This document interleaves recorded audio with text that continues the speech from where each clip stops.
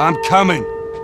More than 2 years ago, when we were finishing Last of Us Part 2, and we were working on those flashbacks within that scene for the first game, we got excited with the idea of like, oh man, what if we made The Last of Us Part 1 to look as good, if not better, than what we have done with Last of Us Part 2, which we really pushed the boundaries of like what we could do from gameplay and a graphical standpoint, and felt like if we do that, we could actually come even closer to our original vision of what the first game would have been had we not been constrained by technology.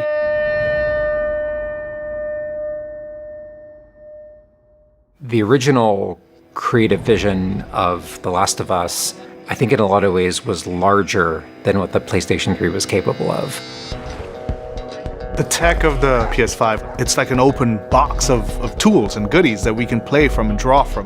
The 4K, HDR, improved haptics, 60 frames, help us to reimagine The Last of Us. It gave us opportunities to rebuild our characters at the highest fidelity. Not only are the characters more detailed, I mean down to the irises and the pupil depth. You know, you fall into the eyes of the characters. Aside from that, the facial animation is just way more believable. Like all the nuances, all the little subtle reactions, glances, glares, right? Like you get all of it almost closer to sort of the original performances. So no matter what, you stick to me like glue. Like glue. Like glue. Got it. Good. We are able now to not only just have the highest fidelity characters in the cutscene, but also in gameplay. It's the same character, so now we can do these seamless transitions in and out. Every part of the game has benefited from seamless transitions and emotional scripting. Pretty good, huh? Our stories happen in gameplay, on a stick. She knew my mom. All this stuff is designed to keep you constantly in this world. Riley, come here. No, you got this. Go.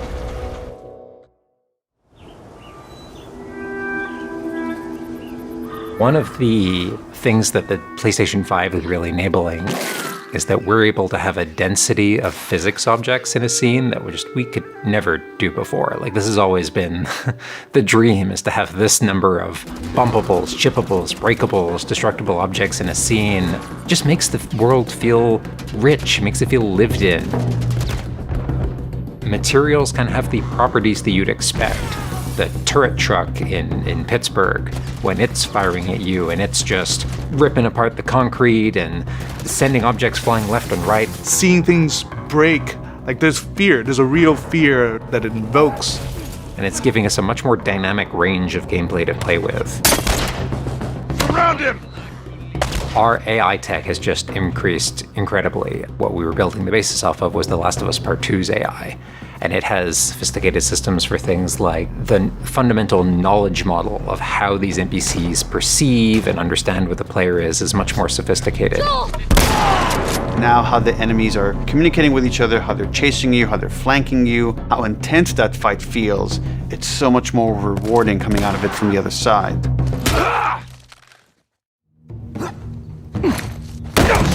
Get out! One of the other big AI improvements is the buddies. The buddies technology that we developed for The Last of Us Part 2 has this very sophisticated understanding of like, okay, this is where the enemies can see their exposure. We not only have exposure, we have future exposure. So buddies can know, okay, that enemy is walking forward and they're about to round this corner. So in 3 seconds, that corner is going to be exposed. So I'd better move now to avoid this enemy seeing me.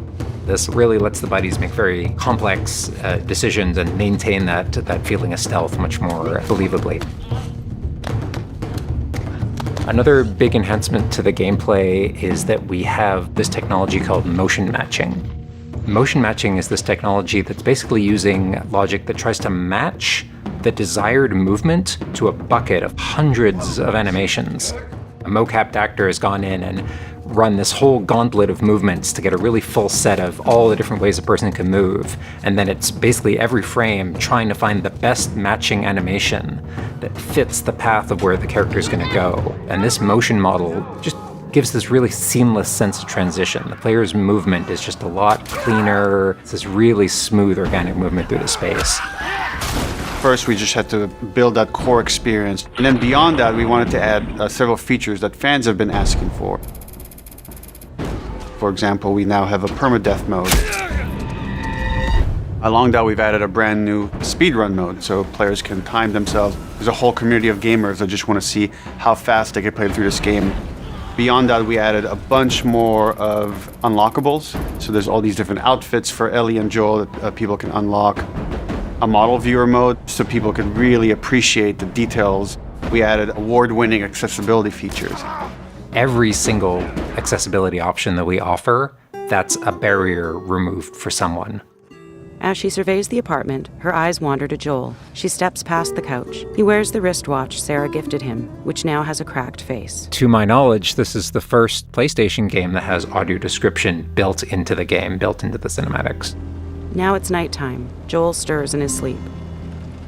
And that's really the way we've tried to push the frontier of accessibility on this game.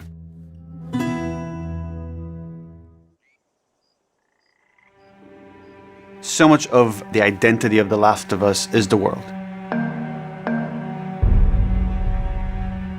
We revamped completely the art direction. You know, everything from these expansive vistas that not only are they beautiful, but you feel the environments. You feel the environments in a much more visceral way. The rooftops overlooking the Capitol building, for example, like just the breath of fresh air when you go up there and you feel that sort of release in tension. And then, to juxtapose that down in the tunnels in Wilds, and you get that dank, flooded tunnel feel, that humidity, you can actually feel it. All these environments are just completely reimagined. Now we got our engine on the PS5, those haptics, the 3D audio, the fast loading. It really creates a much more immersive, and because of that, much more emotional experience. One of the things I absolutely love with the 3D audio in The Last of Us Part 1 is being able to hear an enemy before they sneak up on you. And trying to do a stalker fight with the 3D audio is just so much fun. You're hearing them skitter around in a different room, and you're hearing them trying to get it behind you.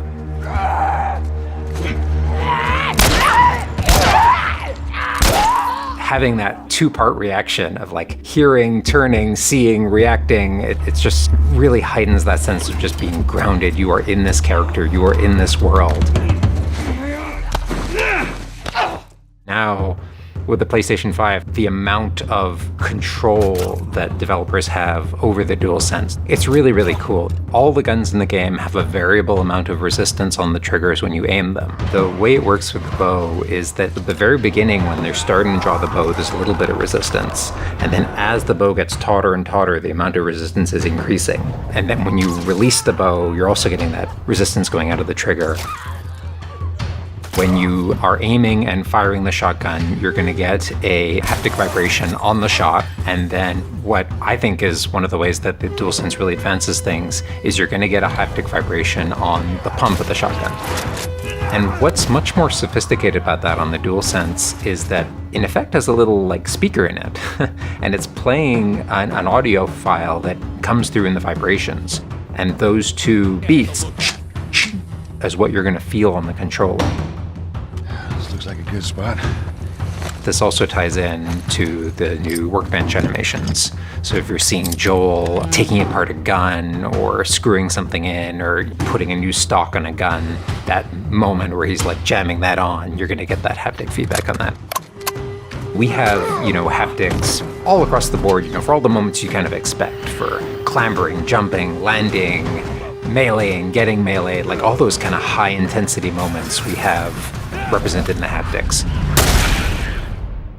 What I personally absolutely adore is the way we can enhance the really quiet, subtle moments of gameplay. So it's like when Joel goes in to pet the giraffe, getting that little light touch on the haptics as he's petting the giraffe. To me, that's the essence of The Last of Us. It's the high tension moments, it's the low tension moments, it's all of it feeling grounded. It's you're feeling immersed in this world. It's all about bringing you along with that story in as many ways as we can. And that's what the new technology on the PlayStation 5 is allowing.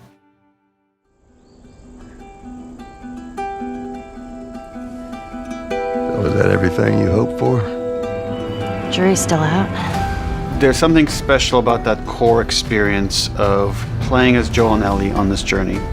Then to take that experience and really honor it and keep the authenticity of it, but elevate it in every way possible, whether it's pipeline, whether it's art direction, whether it's a technology, everything that allows us to make that experience better. Not different, extremely better. That's why, to me, this is the definitive way to play The Last of Us.